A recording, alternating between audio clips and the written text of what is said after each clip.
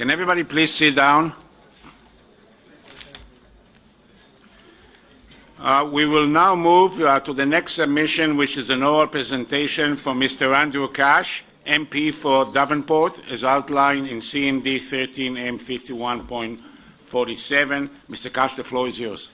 Merci. Je suis très content d'être ici ce après-midi.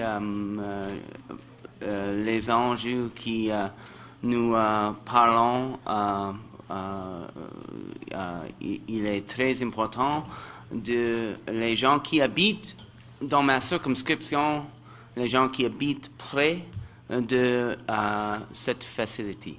I'd like to thank the Commission for its decision to hold this meeting in Toronto today. As you will know, I have been advocating for greater transparency and accountability and a real opportunity for those that I represent, the residents of Davenport, to express their concerns, ask questions, and get meaningful answers ever since first becoming aware in October 2012 of the GE-Hitachi Nuclear Energy Canada facility at 1025 Lansdowne in Toronto. It's within the current ideological climate of deregulation and self-regulation promoted by the federal Conservative government that the issues before us today need to be discussed. From pipeline leaks to tainted meat to the Lac Mégantic disaster, Canadians are no longer willing to accept carte blanche that everything is safe. Canadians are awakening to the reality that rules around transparency and public accountability are essential to its ability to assess risks and make decisions whether or not to accept them. The federal government has placed the responsibility on agencies like the CNSC to ensure that corporations like GE-Hitachi follow the rules of disclosure and transparency. So for the people that I represent, which includes the residents who live literally right next door and across the road from the GE facility, a robust public information program is essential. They want to know. They have a right to know. And they have been very upset and concerned that for 50 years they did not know what the GE-Hitachi facility manufactured. I'll begin with this question. How important to the federal government through the CNSC is its requirement that GE have a robust public information and disclosure program? Is this a vital component, not just of GE's legal license to operate, but its social license as well? Or is the PIP condition a soft condition, a nudge-nudge, wink-wink requirement, so to speak? Section 2.5 of the GE-Hitachi license to operate Section 2.5 of the GE license to operate its facilities in Toronto and Peterborough states that GE must have in place a public information program. The government's guidelines are clear, and I'll just quote part of them right now. The public information program and its disclosure protocol shall be commensurate with the public's perception of risk and the level of public interest in the licensed activities, which may be influenced by the complexity of the nuclear facility's life cycle and the activities, and the risk to public health and safety and the environment perceived to be associated with the facility and activities.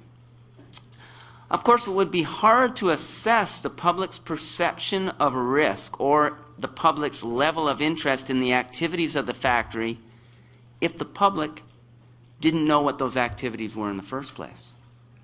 So if the purpose of a PIP is to inform the public, how successful has GE's been? Do people who live around the plant know that it is there, that it manufactures uranium fuel pellets for Canadian and U.S. nuclear reactors, and that weekly tons of unprocessed uranium is trucked in and fuel pellets are trucked out? Well, the answer to that question has been, at least up to now, no. The company's PIP has been a failure for the better part of 50 years, and successive governments have failed to enforce one of its most crucial license requirements. Herein lies the answer to the question often asked by people in the community. How is it that this factory could exist in such a heavily residential area and for no one to have known? The 2010 license renewal gives us some clues as to just how little effort was put into the company's PIP and how little muscle was put into its enforcement by the federal Conservative government. At the hearing, when asked directly whether residents who live right across the road from the plant knew what was being manufactured there, GE did not answer the question. When asked if the signage was clear, GE did not answer the question. When asked how often GE communicated with residents, the Commission was told that it was every 2 or 3 years or whenever there was something new to report. We know now that GE had not communicated at all with the public since 2007. In it, we also discover that GE had not even realized that a media analysis was a requirement of its PIP, even though the requirement is clearly stated in Section 5.2 of the guide that was used at that time. It was also a requirement that the company inform the public, especially residents living close to the factory, of the 2010 license renewal process. The majority of residents living on the surrounding streets, especially those that have lived in this community the longest, are working-class Portuguese, Spanish, and Italian speakers.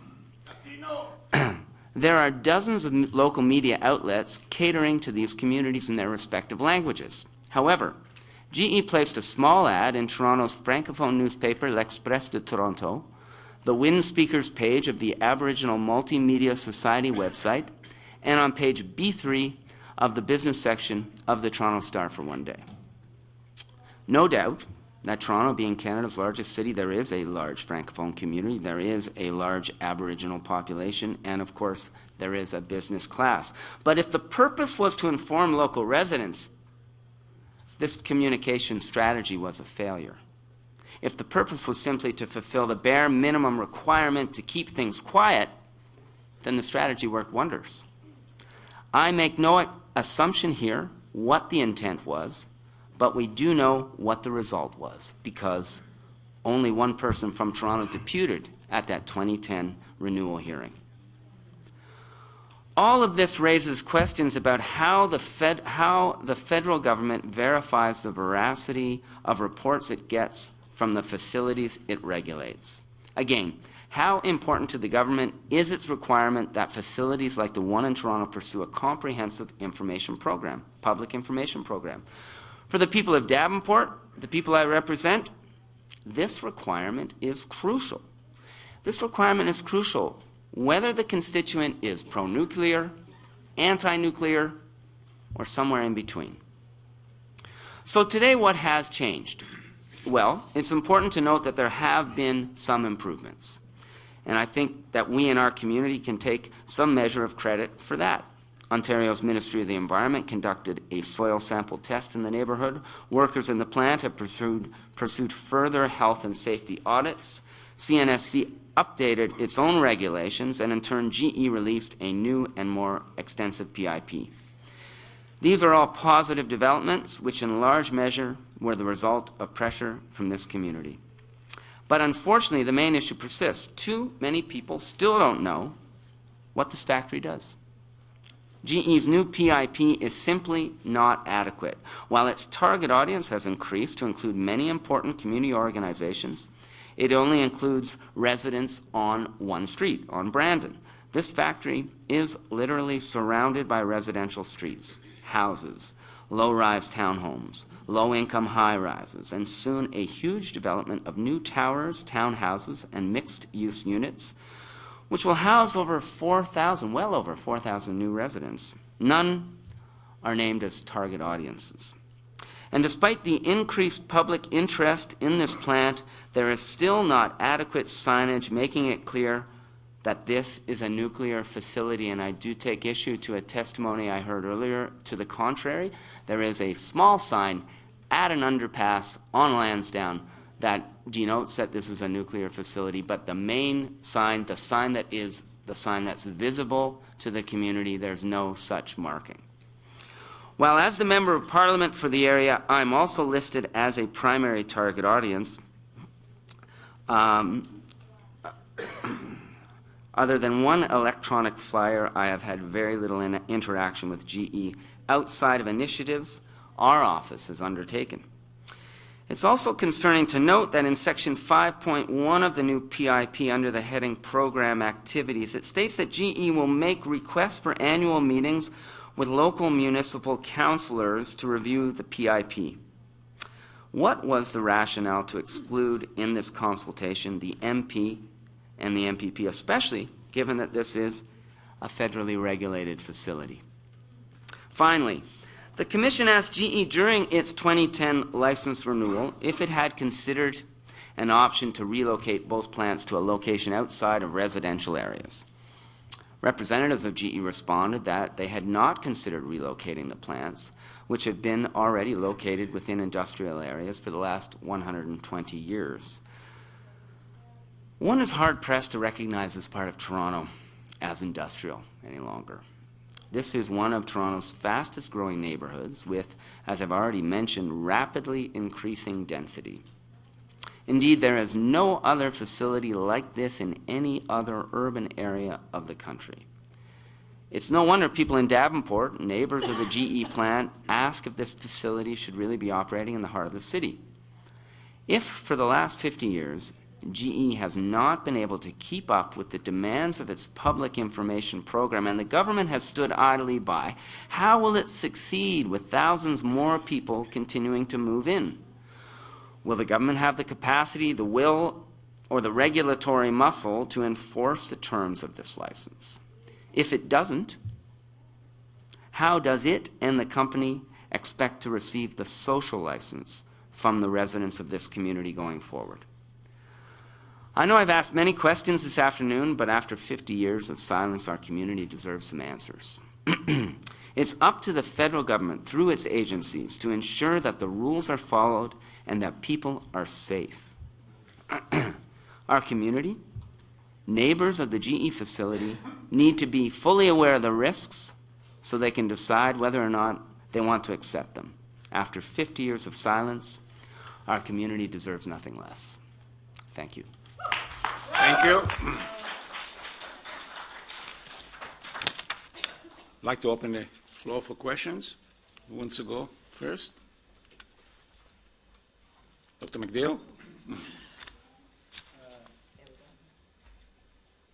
Monsieur Tolgiesi. Mr. Cash, how did you learn about Hitachi?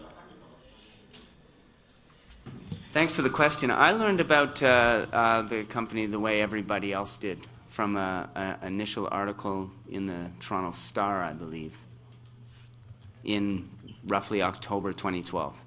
And I will add that I had been the Member of Parliament since May 2nd, 2011. And between May 2nd, 2011 and the articles that began to be published, I hadn't received any communication from GE as the Member of Parliament, as a member of their target audience and their PIP.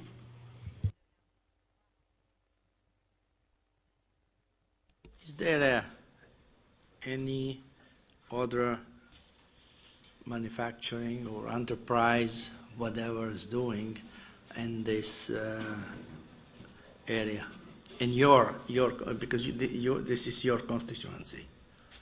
So do you have other industries in your constituency? In my riding, is that what you're asking me? Yes. I mean, it's too bad we don't have a map, but as you probably know, a riding, it can cover quite a large geographical area, whether the riding is an urban riding or a suburban riding or a rural riding. And my riding goes from Eglinton to the north, and I don't assume that you know Toronto. I don't want to be that Toronto-centric, but it goes from Eglinton to the north all the way to just about to King Street, so it stretches quite far. But to answer your question, yes, there are factories in the riding, and I think it's important that there are factories in the riding. I think it's important that there are good jobs, good manufacturing jobs, that are local jobs. I think that's very important. But what you see in that particular location, okay, is that there are, as I've already described, there's a lot of housing that surrounds the factory, and the density is rapidly increasing. There's condos being built across the road from the factory as we speak, and so it raises concerns that if and as I've said, that if a public information program is essential, and I think this is the essential question, is the public information program a real requirement, or is it a softball lob? I think that's the issue here, and what we've seen up until now is that it's not been taken seriously.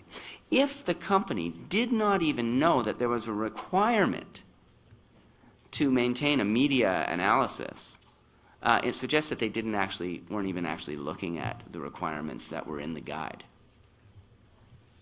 So your main concern, as I understand, is this public information program, which is not reinforced, not applied. Well, you know, there's been a 50-year history of silence here.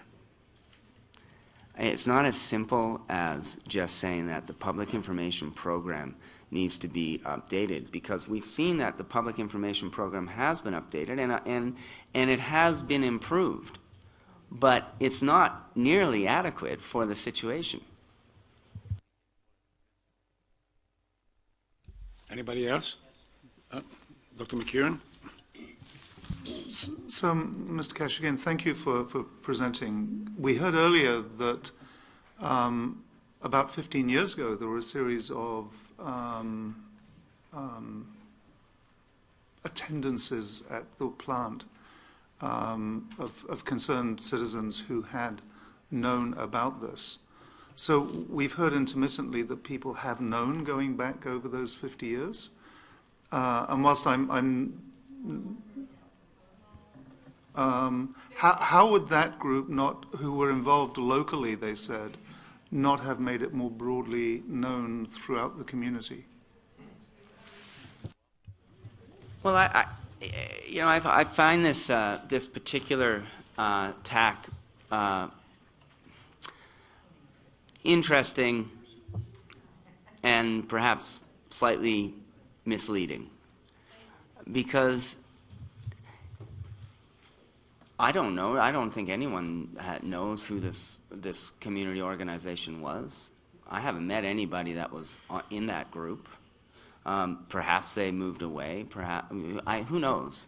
Who knows? But I can tell you this, and this was in my my written submission, which I know you have, and the date that I sent that written submission in, I believe I said that 6 days prior, I had spoken to neighbors who lived just down the street who did not know what was going on at the factory, and I think that suggests to me that we have a long way to go. And but I urge the Commission not to be persuaded that if there was some kind of community organization that existed 15 years ago, okay, that somehow is an example of a robust public information program. Do we know how often that group met? Do we know what the materials were that the group was that the company was using to communicate with that group? There's been no. I haven't seen anything on that, and I would love to, because that would be helpful. Have you? Simply what I heard today, and I'm certainly not persuaded that there is a robust information. It's just trying to piece together the little bits that we've heard. So you've talked about a lot what's missing. What do you think is required to be compliant with regulation?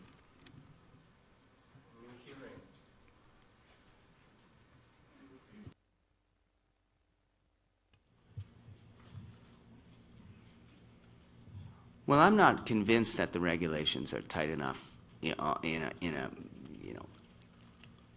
across a large section of the Canadian economy, and we have been fighting in the House of Commons for quite some time around the issues of lax federal regulations in transport, and I think that I'm not prepared to answer the minutia of the regulations, but as far as the public information program goes, well, you can judge whether a public information program is successful or not by whether people know about the factory.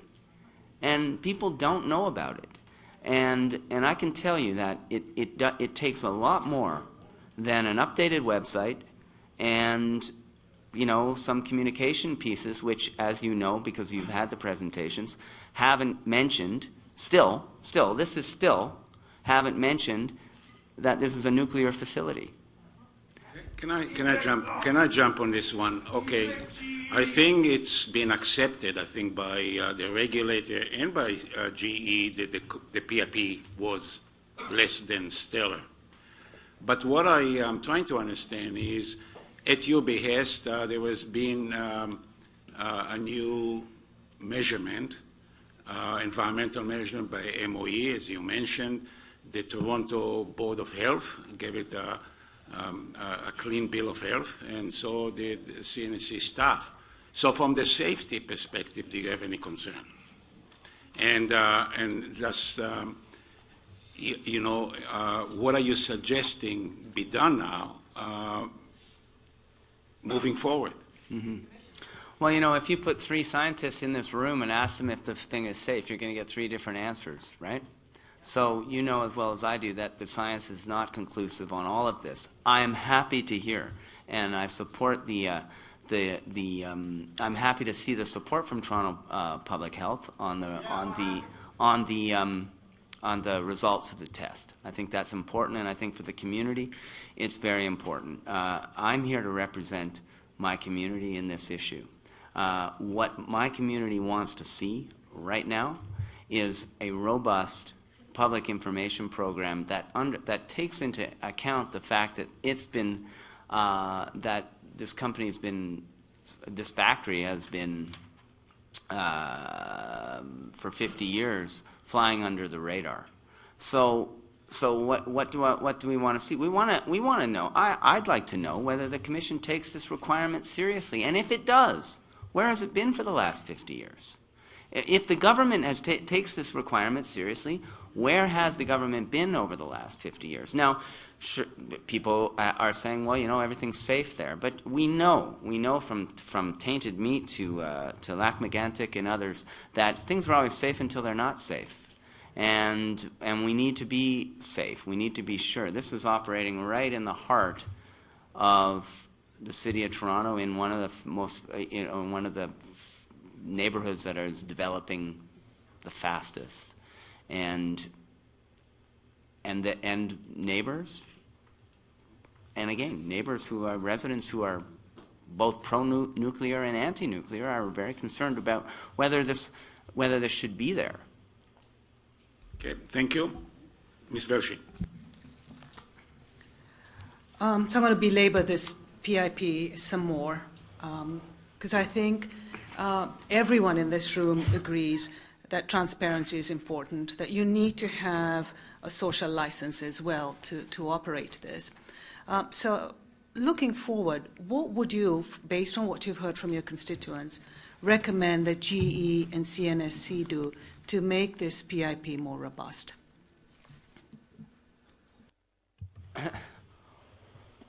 Well, I mean, there's a lot of things, and I think that some of it's pretty obvious. The fact that there's no clear marking on this factory, that it's a nuclear factory, even though that's been requested. I mean, I think that's unacceptable. I think when you look at the license renewal of 2010, and you read the submission, it's a very, very disturbing read if you are someone living on Brandon or St. Clarence or Lansdowne. It's a failure of regulation. It's a failure of oversight that one person from Toronto disputes at a license renewal for a nuclear fuel facility, and there's barely a question as to why that is. Meanwhile, there's a parade from Peterborough that deputed at the Peterborough, or from the Peterborough site. So it goes back to whether this is important. Is this important to the government, or is it not? It's important to the community. that the community knows what's going on, and notwithstanding the updated PIP, as I've said in my submission today, in my view, that PIP doesn't go far enough. So if you're asking me what should be done, well, I think that PIP is still inadequate. Yes, but I'm trying to find out from you, other than maybe making signage better, that there is this facility, what specifics? I think GE has kind of asked, what more can we do? There was some great recommendations, make your emergency plans more public, that we understand. So if, as I said, if you've heard from your constituents, what else needs to be done? Maybe I'll ask GE. You had an open house last month. Did more than, I don't know, how many people showed up for that? Rahim, you have the answer. Shut it down early. You shut it down an hour early. Because he didn't want to hear our... Can I please get a response from GE to the question? For the record, Paul Desiri. To answer your question, there was around 30 people there. Oh, if that's how you count. But I want to first summarize some of the activities we've done, because I think there's a misunderstanding about how extensive our public information program is. It's something that we take very seriously. So in the past year, we've been to or held a total of 14 public meetings and tours. This include tours with residents, meetings with elected officials, and tours including MP Cash. We've had 3 community liaison meetings. We've attended 3 external meetings on the subject of our facility. We've had 2 open houses. We had a facility tour for media, and we had another tour specifically for residents. As far as direct communications with local residents, we did a mail-out of a community postcard. We mailed 2 open house invitations, which were submitted in 5 local languages. We mailed a newsletter. We have a toll-free information line. We received 112 phone calls in the last year. We have a general email inbox. We had 294 emails. And we had a target of responding to each of those emails and phone calls within 24 hours. And we were within 90% of that target. As far as our website goes, we had over 14,000 website views in the past year, and 5,000 of those were unique. And this includes 75% first-time visitors. Average visit time, over 2 minutes. So, from where we sit as a company, we've done extensive public information in the past year. I would like to correct a few things that I heard just recently. It was said that the mail-outs only included Brandon. They did not. They included about 1,000 residents. Are you referring to my submission? Yes. No, I didn't say that. I said that the PIP, your new PIP, lists as target audience several community groups, but only 1 street of residents, which is Brandon. Okay, so that's what I said. And if I may, there's no question that from 2011 to 2012, the company has been out there in the public. But if you add up all those public meetings that they've hosted themselves and divide that by 50, you're going to get, well, I don't know what you're going to get, but you're certainly not going to get very far. I think that we've got to understand that this is not just about today. That the residents in my riding are not concerned just about today. They're concerned about what they feel has been deception for 50 years. And you can't just wipe that away in a public meeting. You just can't. So it has to be a very, very serious reset of the relationship. And why the PIP only includes Brandon, why the PIP excludes the MP and the MPP from an annual review of the PIP, those are serious questions, and those questions suggest to me and to my constituents that this company and the government still do not take the issue of public information program seriously. Sorry, there was a couple other things I wanted to point out. So it was said that the sign is under an overpass. It's not under an overpass. It's actually on the front door. So it's visible from the street. Could I challenge and- that? How many meters from the underpass is the front door, please? And as I was starting to say in the beginning, we take public information seriously. We do want to hear how we can do this better. I think that's an important question to ask. But I think from where the company sits, we certainly have tried to do that in the last year. I know there was some persons talking earlier today who live a certain distance away, 4 kilometers away. They wouldn't be reached by our public information program as it stands in terms of mailouts. They may reach it through the website. If you Google our company name, GE-Hitachi Nuclear Energy Canada, it comes up first. So, and by the way, going back in time, if that's the conversation you want to have right now, you know, during the 2010 licensing, we also notified elected officials at the time. That was before MP Cash was elected. But we did notify elected officials of the licensing hearing as well. Our website was available at the time. It was a different website, of course. And, you know, we recognize the need to improve our public information program, of course. But I think I would just like to reiterate all the things we've done and an openness to hear what else you would like us to do. Okay, we have to move on. I'd like to thank you for being here and sharing with us your intervention. I'd like to also remind everybody that we're not going away, and we hear about maybe need to see some improvement. Annual reports are annual reports, so we will observe annual reports and any progress thereof. So again, thank you for your intervention.